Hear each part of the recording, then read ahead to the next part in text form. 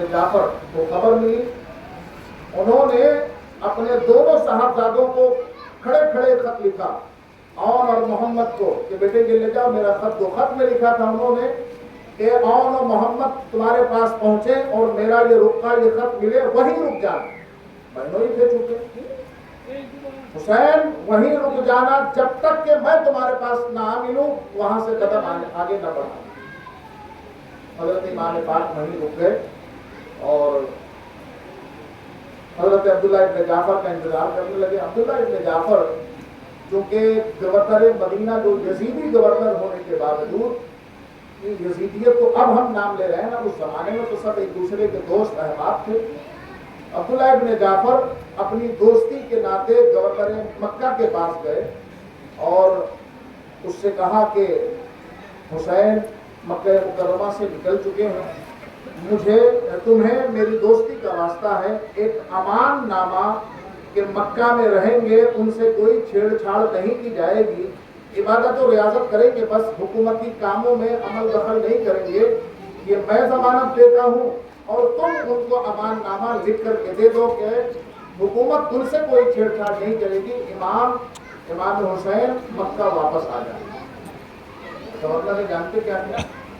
اس نے کہا کہ آپ ایسا کریں کہ جو کچھ لکھنا ہے آپ لکھ لائیں، میں مہر لگا دوں گا۔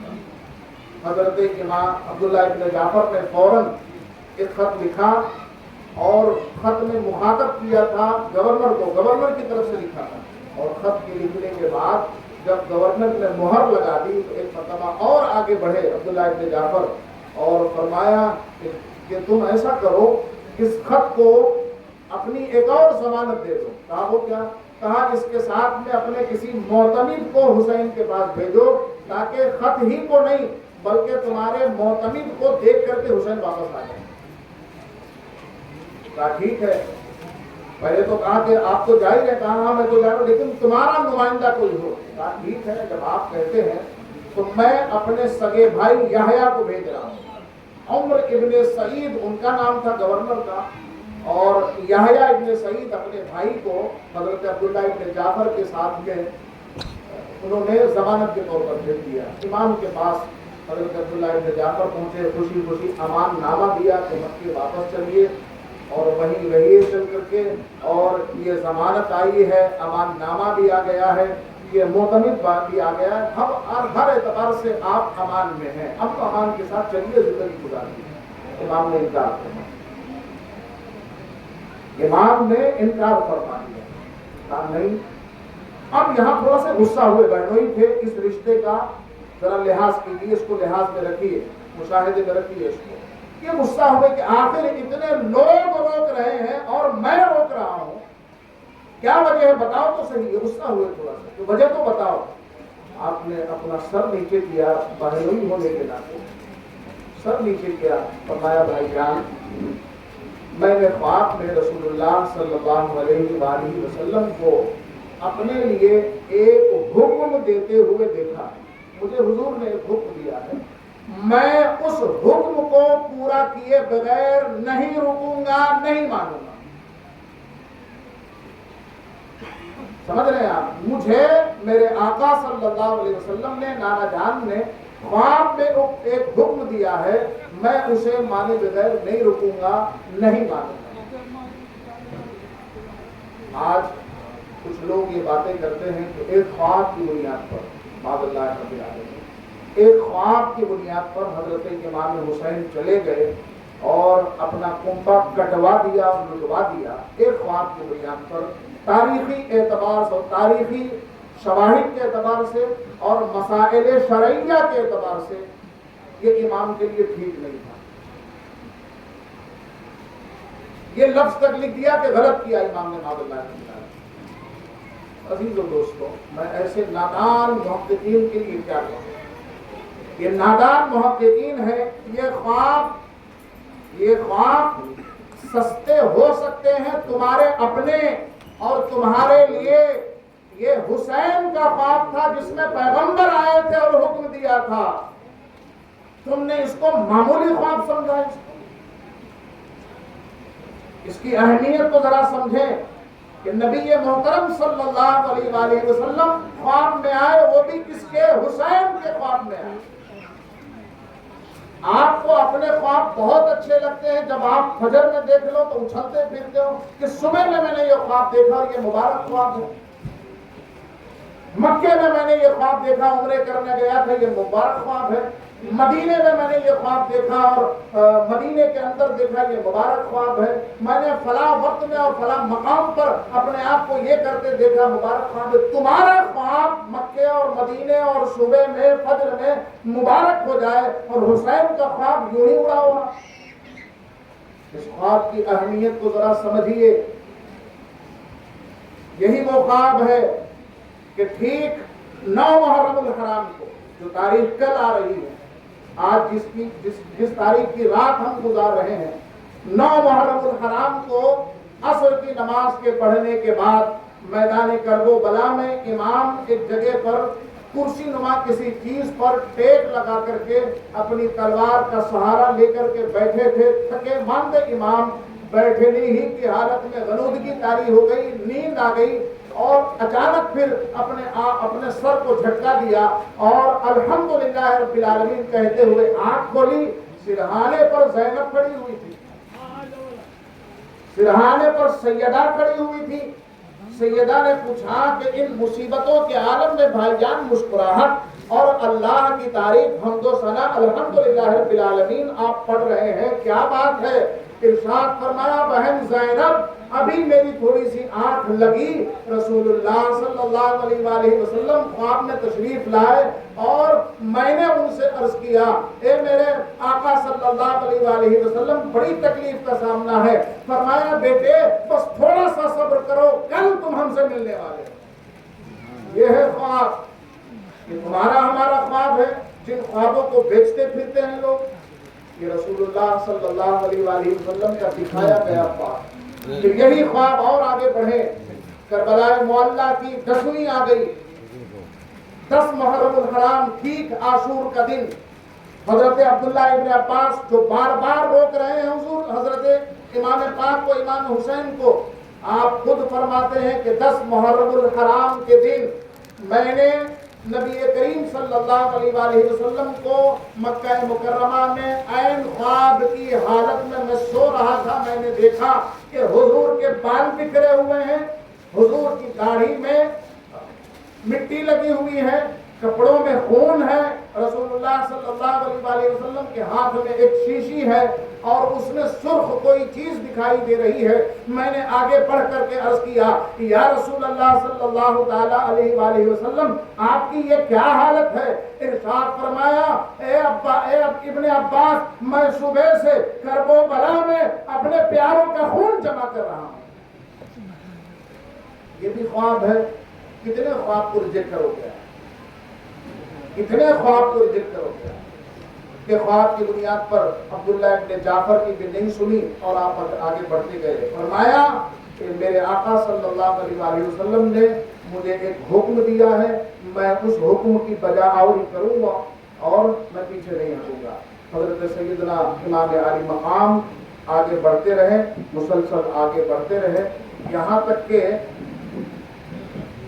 وادی ذوالرمہ، وادی ذوالرمہ یہ 27ویں منزل تھی، مکہ مکرمہ سے نکل کر کے 27ویں منزل تھی۔ اس سے کچھ پہلے زرود کا مقام تھا یا کوئی ایک اور جگہ تھی، میں نہیں لکھ پایا اس کو تفصیل کے بہت زیادہ تفصیل میں جانے کی بنیاد پر، لیکن اس سے کچھ ہی پہلے آپ کو حضرت امام مسلم کی شہادت کی خبر ہے، بہت پہلے نہیں ملی۔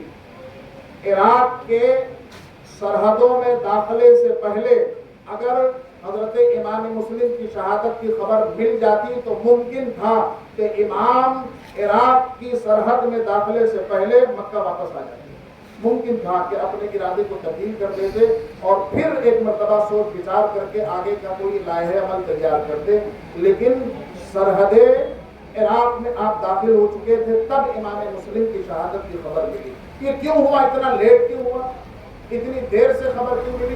اس کی وجہ یہ ہے کہ عبیداللہ ابن زیاد بڑے شاطر آدمی کا نام، اس نے کیا کیا کہ بصرہ جانے والا راستہ، کوفہ سے مکہ جانے والا راستہ، کوفہ سے قادسیہ جانے والا راستہ، اور جو بھی چوتھے پانچویں راستے تھے، یہاں تک کہ گلی کوچوں کی بھی ناکہ بندی کر دی کہ نہ باہر سے کوئی آدمی ایسا مشکوک آ پائے جس کو حسین سے تعلق ہو، یا یہاں سے کوئی آدمی باہر نکل کر کے جا سکے جو حسین کو یہاں کی خبریں دے سکے۔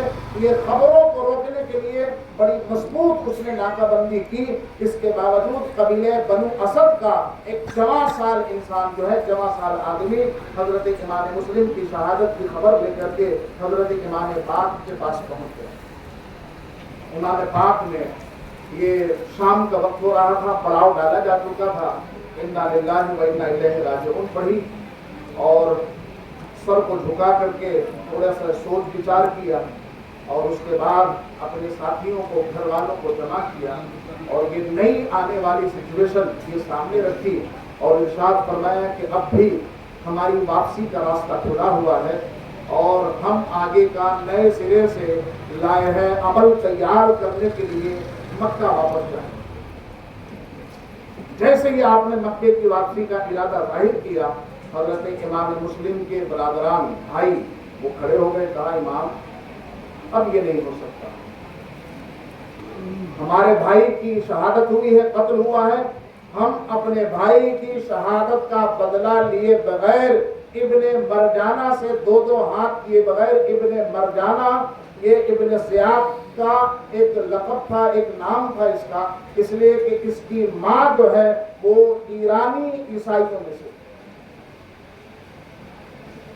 ابن مرجانہ سے دو ہاتھ نہیں کر لیں گے، اس وقت تک ہم چین سے نہیں بیٹھیں گے، واپسی کا راستہ ہمارے لیے بند ہے۔ حضرت امام مسلم کے بھائیوں نے جب کڑا فیصلہ یہ سنا دیا تو آپ نے فرمایا کہ پھر جب تم نہیں تو تمہارے بعد ہماری زندگی کیا ہے، اب تمہارا جب فیصلہ ہے، تم یہاں تک میرے لیے آئے تھے، اب تمہارے لیے میں آگے بڑھوں گا، چلوں گا۔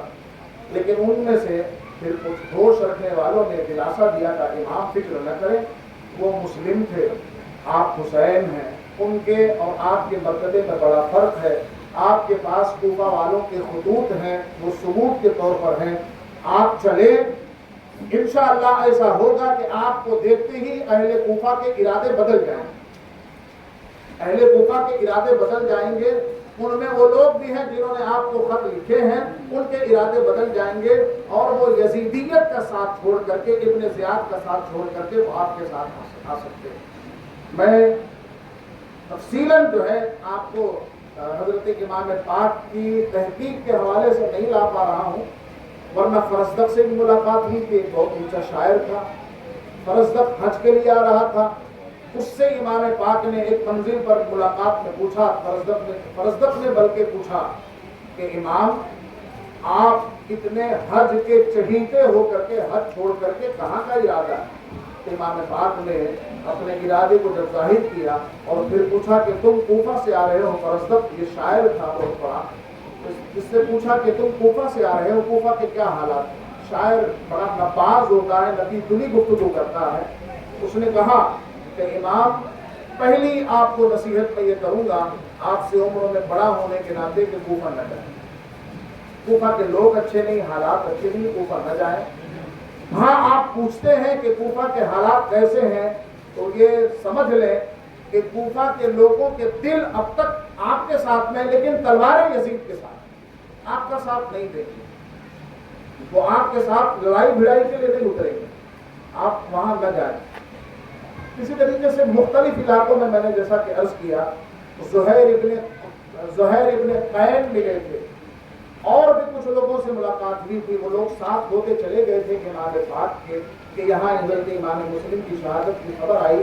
اب یہاں سے جب دوسری صبح کو آپ نے اپنا پڑاؤ اٹھایا تو وادی ذوالرمہ ایک علاقہ ہے، یہ ٹھیک 27ویں منزل ہے کوفہ سے، یعنی 3 منزلوں کے بعد میں آپ کوفہ پہنچ جائیں۔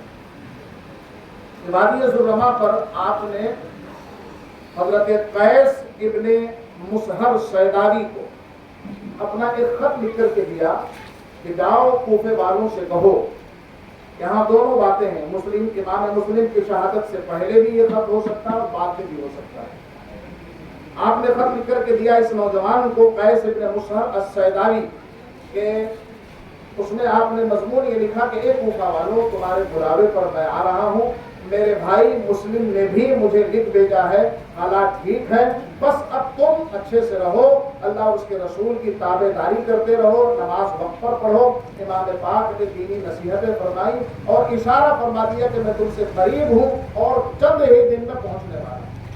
कैस इब्न मुसहर जब ये लेटर लेकर के पहुँचे तो जगह जगह चेक पोस्ट लगे हुए थे, नाकाबंदी लगी हुई थी। इन्हें हुसैन स्वाद से हुसैन इब्न नुमैर नाम के एक दारोगा ने, जो सरकारी आदमी था, उसने पकड़ लिया और पकड़ करके इब्न ज़ियाद के पास भेज दिया। इब्न ज़ियाद ने वो खत लिया, खत फाड़ करके फेंका और फेंकने के बाद में एक सरकारी अहलकार को, एक सिपाही को उसने मुंतखब किया और कहा कि हुसैन के इस नुमाइंदे को लेकर के जाओ और टेरिस पर से, छत के ऊपर से ये तकरीर करेगा। तकरीर ये करेगा ये कि हजरत अली को बुरा भला कहे, हजरत अली के अहले खाना को बुरा भला कहे, हुसैन को बागी करार दे, हुसैन की बगावत का ऐलान करे कि हुसैन हमारी हुकूमत के बागी हैं, इस तरीके का ऐलान करे कि इसको छोड़ देना, और अगर ये नहीं करे तो फिर इसकी गर्दन काट देना। कैस इब्न मुसहर अस्सैदावी, अल्लाह ताला रहमत फरमाए उनके ऊपर, वो नौजवान छत पर गया, कसर इमारत की, गवर्नर हाउस की छत पर गया और जाने के बाद में उसने खुतबा पढ़ा। लोग तवज्जो करने लगे। जब लोगों ने तवज्जो की तो सबसे पहले उसने अल्लाह और उसके रसूल की शहादत दी, गवाही दी और दरूद पढ़ा हुजूर पर। और दरूद पढ़ने के बाद में उसने कहा कि हजरत सैयदना अली करमल्लाहु ताला वजहुल करीम की ये शान है कि उनके जैसा कोई बहादुर नहीं था। रसूलुल्लाह के दामाद थे, वो फातिमा ज़हरा के शौहर थे। यानी उसने तारीफ के कलामे मिलाने शुरू कर दिए और अहले बैत अतहार की सना गस्तरी शुरू कर दी और ऐलान किया कि हुसैन तुमसे बिल्कुल करीब में है और तुम तैयार रहो हुसैन का साथ दो।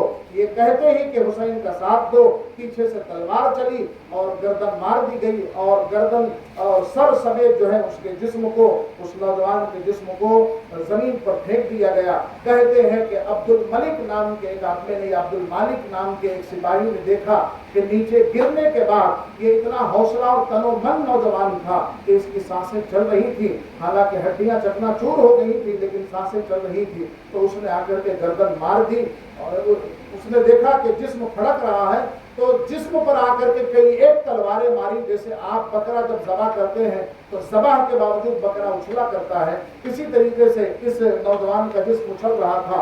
तो इस सर कटे हुए जिस्म पर उसने तलवारें मारी और अपने आप को शाबाशी के लिए तलवार लहरा रहा था कि लोगों गवाह रहो कि मैंने हुसैन के एक सहाबी पर तलवार चलाई है। इन्ना लिल्लाहि व इन्ना इलैहि राजिऊन। हुसैन की राह में एक और शहीद हजरत कैस इब्न मुसहर अस्सैदावी रहमतुल्लाह ताला अलैह इस राह में जाने शहादत नोश करते हैं। अज़ीज़ान मिल्लत इस्लामिया, इससे बस एक स्टॉप आगे, इससे एक मंजिल आगे हजरत इमाम हुसैन आगे बढ़े हैं। ज़रूद नाम था उस मकाम का,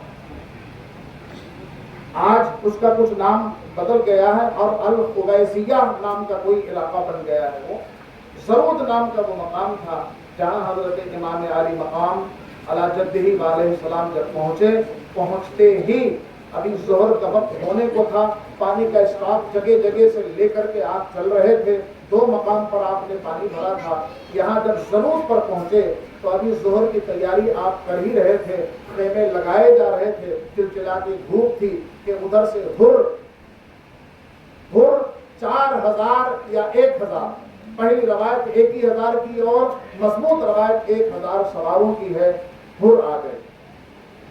आने के बाद में अपनी पहचान करवाई, अपना इंट्रोडक्शन करवाया कि मैं इब्न ज़ियाद की तरफ से आया हूँ, काम क्या है, मैं आपको बस किसी तरीके से घेर घार करके और गिरफ्तार करके इब्न ज़ियाद के पास लेकर के चलूं, मुझे इतना काम दिया गया।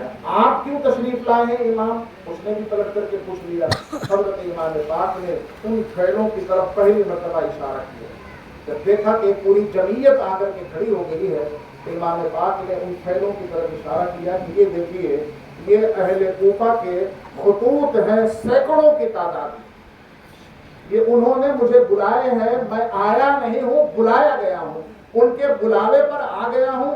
तो अब उनके इरादे बदल गए हैं और उन्होंने मेरे भाई को, मुस्लिम को शहीद भी कर दिया है और तुम मुझे गिरफ्तार करने आए हो तो मैं गिरफ्तारी तो नहीं दे सकता।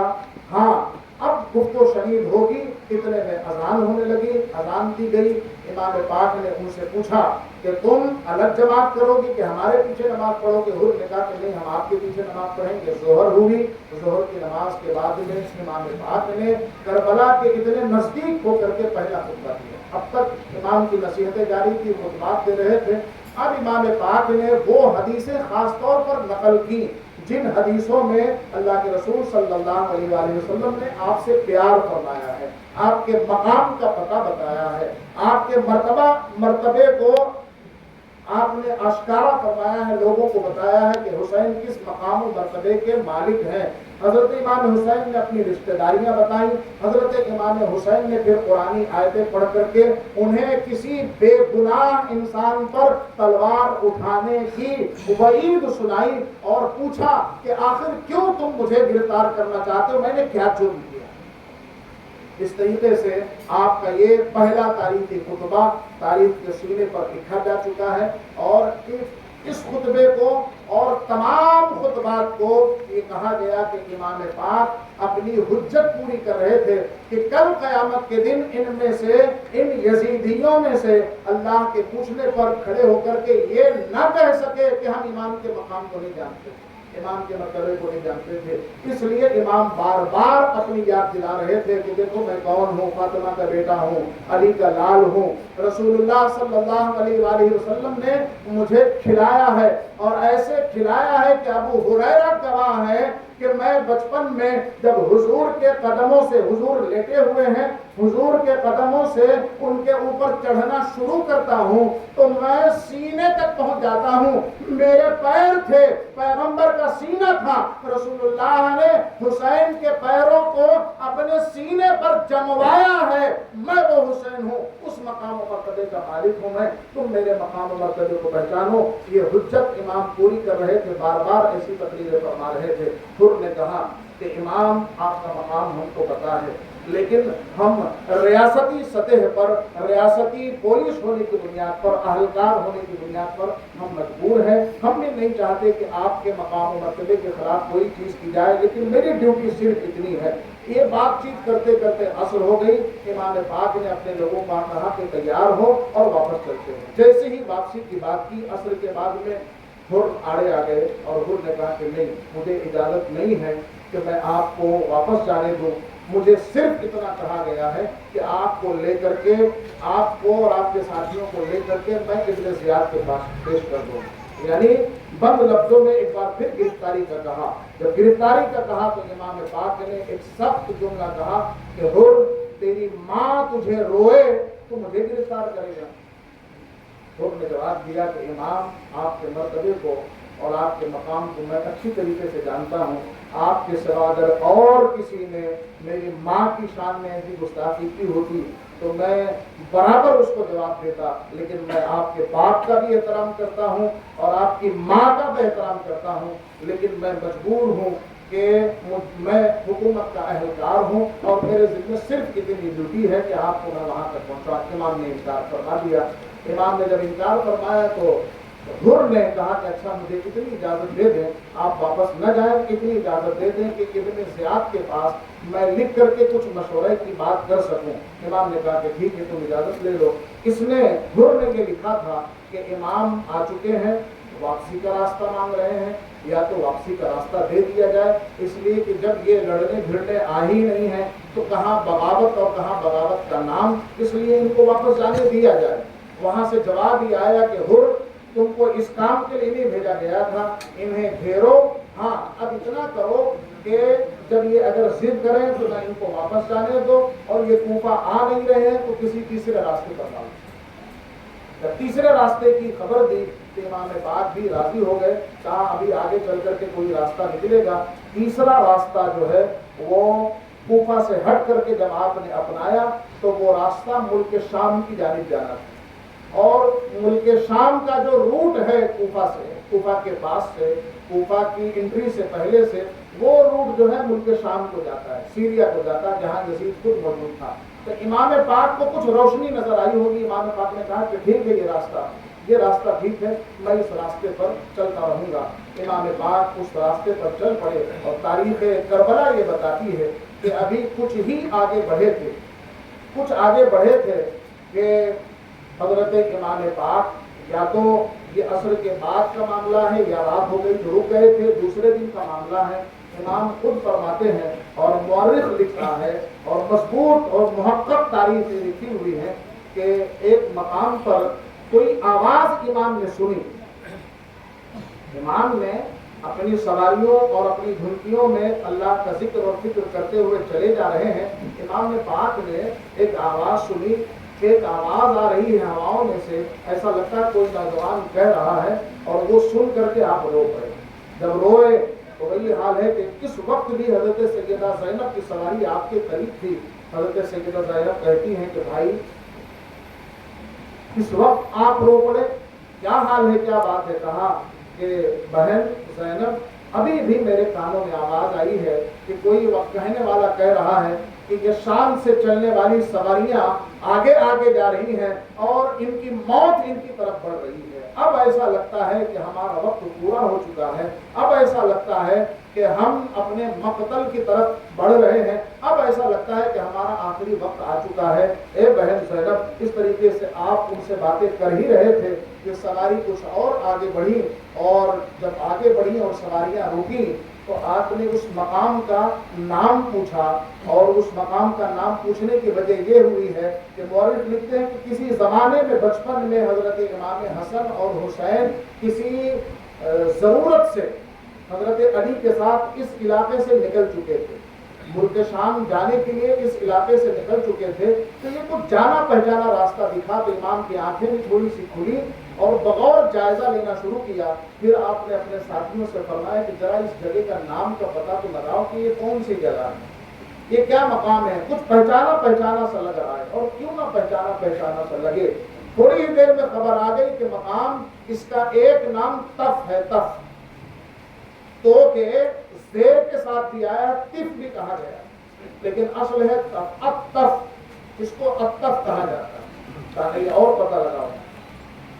جب اور پتہ لگایا گیا تو اس کا ایک عربی ایسا نام آیا، وہ مجھے نہیں مل پایا، کہ جس کا پرشین میں، خود عربی میں بھی ہے لیکن خاص طور پر پرشین میں اس کا ترجمہ کیا گیا کرب اور بلا۔ بتایا گیا کہ اس مقام کا نام ہے کرب اور بلا، جس کو ملا کر کے کربلا کہتے ہیں۔ آپ نے جیسے ہی سنا، آپ نے اپنی سواریوں کو اور ساتھیوں کو تھپتھپایا، آواز دی کہ اب بس آگے بڑھنے کی ضرورت نہیں ہے، اسی مقام پر ہمارے خیمے گاڑے جائیں گے، اسی مقام پر ہماری سواریاں چھوڑی جائیں گی، اسی مقام پر ہم رکیں گے، اتریں گے، اسی مقام پر ہمارا مقتل ہوگا، اسی مقام پر ہمارے سر تن سے جدا کیے جائیں گے۔ سب کچھ بیان کر دیا۔ یہ بیان کہاں سے لائے امام؟ پیچھے چلیے، امام کہاں سے یہ بیان لے کر کے آئے؟ پیچھے چلیے، امام آج پیدا ہوئے، حضرت امام پاک پیدا ہوئے۔ حضرت سیدہ ام سلمہ ام المومنین رضی اللہ تعالی عنہ ارشاد فرماتی ہیں کہ امام حسین پیدا ہوئے اور حضور کی گود میں دیے گئے۔ رسول اللہ صلی اللہ علیہ وآلہ وسلم نے اپنی گود میں لیا اور پیار بھری نظروں سے دیکھ رہے تھے۔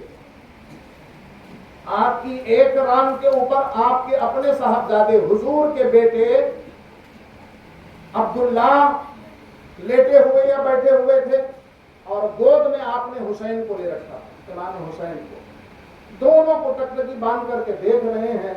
ایک فرشتہ آیا جبریل امین کے ساتھ میں، حضرت جبریل امین نے جو اللہ کا پیغام پہنچانا تھا پہنچایا، اور پیغام پہنچانے کے بعد میں ان دونوں بچوں کو دیکھ کر کے حضور سے پوچھا، میرے آقا صلی اللہ علیہ وآلہ وسلم کہ دونوں آپ کو بہت پیارے ہیں؟ ہاں، دونوں میرے نور نظر ہیں۔ عرض کی کہ یا رسول اللہ صلی اللہ علیہ وآلہ وسلم اللہ کی مشیت میں جان کر کے اور پڑھ کر کے آ رہا ہوں لوح محفوظ میں کہ ان دونوں میں سے کسی ایک کے انتخاب کو آپ کو اجازت دی گئی کہ ان دونوں میں سے کسی ایک کو چوز کر لیں، یا اپنا بیٹا یا یہ حسین۔ حسین کو کتنا چاہتے تھے حضور، اندازہ لگائے۔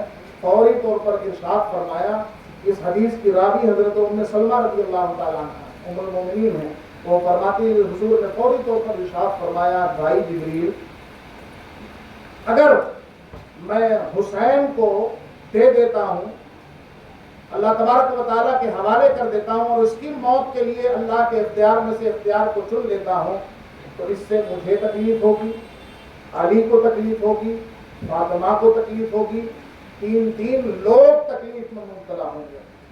اور اگر میں اپنے بیٹے کی قربانی دے دیتا ہوں اللہ کی مشیت پر، اللہ کی مرضی پر، تو اس کی زیادہ سے زیادہ مجھے تکلیف ہوگی۔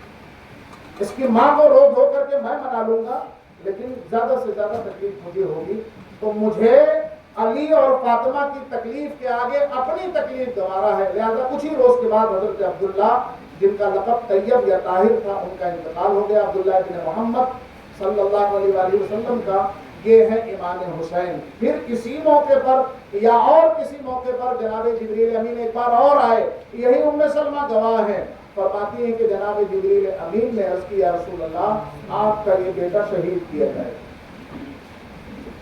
حضور حیرت میں پڑ گئے، پھر عرض کی کہ آپ کا یہ بیٹا آپ کی امت کے کلمہ پڑھنے والوں کے ہاتھوں شہید کیا جائے گا۔ حضور کو اور حیرت ہوئی کہ میرے کلمہ پڑھنے والے میرے بیٹے کو شہید کریں گے۔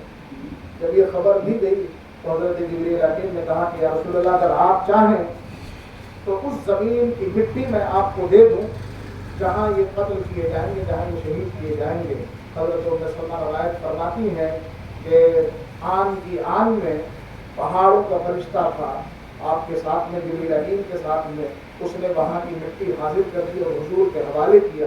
حضور نے وہ مٹی حضرت سیدہ ام سلمہ رضی اللہ تعالی عنہا کو دی اور ارشاد فرمایا کہ سلمہ، ام سلمہ جس دن یہ مٹی، زمین کی یہ دھول، یہ مٹی خون بن جائے، سمجھ لینا کہ میرا بیٹا مقتل میں میدان کربلا میں شہید کر دیا گیا، میرا بیٹا کربلا میں شہید کر دیا گیا۔ حضرت امام عالی مقام کربلا میں کب پہنچے؟ 10 محرم الحرام کو شہید کیے گئے۔ 10 محرم الحرام کی دوپہر کو حضرت ام سلمہ فرماتی ہیں کہ میں مدینہ منورہ میں دوپہر کے وقت میں سو رہی تھی کہ حضور کو ٹھیک اسی حالت میں دیکھا جو ابھی میں نے بیان کیا۔ انہوں نے نام نہیں لیا، میں آپ کو یاد دلانے کے لیے کہہ رہا ہوں، جس حالت میں عبداللہ ابن عباس نے دیکھا تھا کہ حضور کے بال بکھرے ہوئے ہیں اور مٹی لگی ہوئی ہے جس میں پاک پر خون کے نشانات ہیں، میں خوف کے مارے اٹھ کر کے بیٹھ گئی اور کہا یا رسول اللہ، خواب کی حالت میں یا رسول اللہ یہ کیا حال بنا رکھا ہے؟ آقا علیہ الصلوۃ والسلام نے ارشاد فرمایا صبح سے اپنے بیٹوں کا خون جمع کر رہا ہوں، اور حضور نے وہ شیشی دکھائی، مارے ڈر کے اب میری جو آنکھ کھلی، حضرت ام سلمہ فرماتی ہیں فوراً مجھے یاد آیا اور میں نے وہ شیشی جہاں سنبھال کر کے رکھی تھی جا کر کے دیکھا تو وہ مٹی جو 58 سال پہلے لا کر کے فرشتے نے حضور کو دی تھی وہ آج خون بن چکی تھی۔ یعنی حضرت امام پاک ادھر پیدا ہوئے اور شہادت کی خبر آ گئی ہے، شہادت کی خبر لے کر کے پیدا ہوئے، شہادت کی خبر سنتے سنتے لڑکپن گزرا اور شہادت کی خبروں میں جوان ہوئے، اور تو کیوں نہ پہچان لیں گے وہ اپنا کرب و بلا۔ جیسے ہی کرب و بلا کے مقام پر پہنچے حضرت سیدنا امام عالی مقام نے فرمایا یہی ہمارا مقتل ہے، ہماری قتل گاہ ہے، یہی ہمارا خون گرے گا، یہی ہمارے خیمے لگائے جائیں گے، یہی ہمیں شہادت کا جام پلایا جائے گا، اسی مقام پر ہمیں تہہ دیگ کیا جائے گا، ہمارے خیمے لگے جائیں گے۔ سب کچھ آپ نے آیا اور بیان فرما دیا۔ عزیزان ملت اسلامیہ، وہ شہادت کے واقعات کل کی شب میں ہم انشاءاللہ آپ سے عرض کریں گے۔ کل ایک چیز آپ کے سامنے میں نے عرض کی تھی کہ امام مسلم، حضرت امام مسلم کے ساتھ جو 2 بیٹوں کا مسئلہ ہے، ذرا اس کو آپ خلاصہ سن لیں، اس کے بعد میں اپنی بات ختم کروں کہ حضرت امام مسلم کے لیے تاریخ किसी भी बड़ी तारीख में और किसी भी बड़ी किताब में तारीख की महक़त तारीख में ये नहीं मिलता कि आप अपने दोनों बेटों को लेकर के गए थे।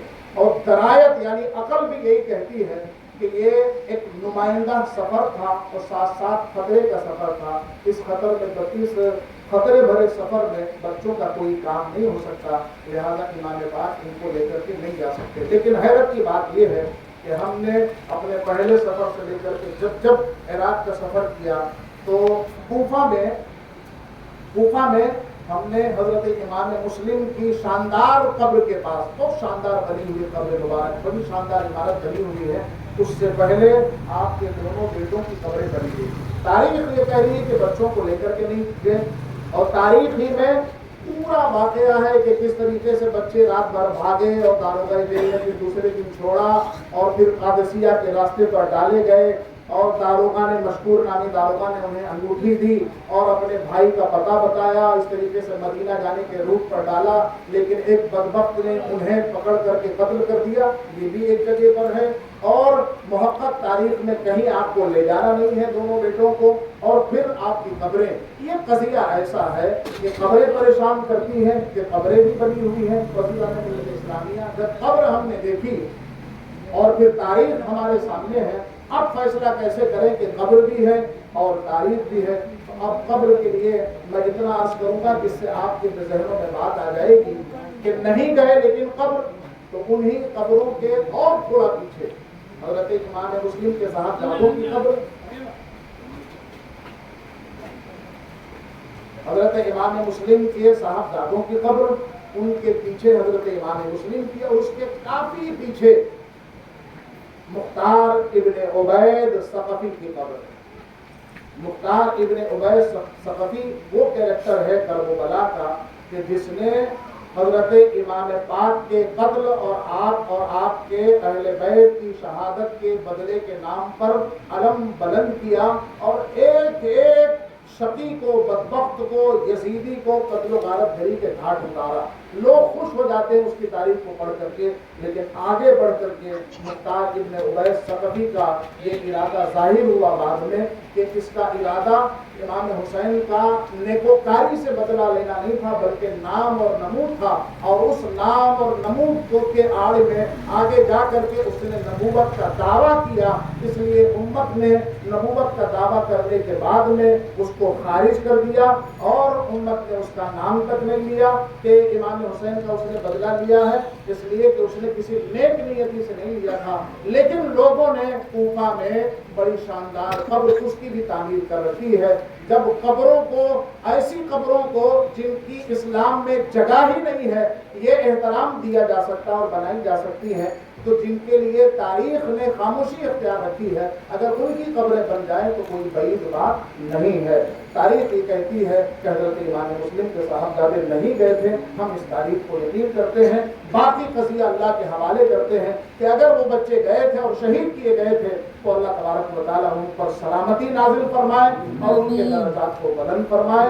और अगर तारीख में नहीं है तो जहाँ कहीं वो बच्चे हैं अल्लाह तबारक व तआला उन पर सलामती नाजिल फरमाए और उनके दर्जात को बुलंद फरमाए। अल्लाह रब्बुल इज़्ज़त इन तारीखी हवालों को हम तेरे हवाले करते हैं, इसमें जो सच है और हक है इसे हम सबको कबूल करने और करबलाए मुअल्ला की असल तारीख को अपनी निगाहों में रखने की और इमाम के मसाइब को सुन करके दुनिया की मुसीबतों से नबरत आजमा होने की तौफीक अता फरमाए और जुरत और वलवले के साथ में हमें यहाँ जिंदगी गुजारने की तौफीक अता फरमाए।